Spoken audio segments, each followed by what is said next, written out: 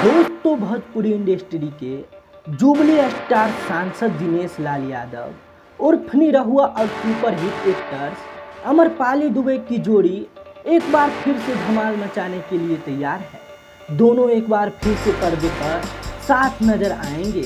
निरहुआ अमरपाली अपनी आने वाली फिल्म कलाकंद में एक साथ नजर आने वाले हैं। उनकी इस फिल्म का फर्स्ट लुक हाल ही में आउट कर दिया गया है।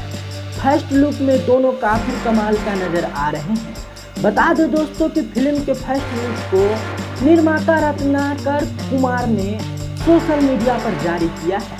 फिल्म के पोस्टर में दिनेश लाल यादव और अमरपाली दुबे के साथ नीलम गिरी और हरफना मोल कलाकार संजय पांडे भी नजर आ रहे हैं। दोस्तों, कलाकंद के फर्स्ट लुक पोस्टर में आप देख सकते हैं कि निरहुआ सिर पर गमछा बांधे अपने देसी अंदाज में नजर आ रहे हैं। वहीं संजय पांडे अपने बालों को संभालते हुए दिख रहे हैं।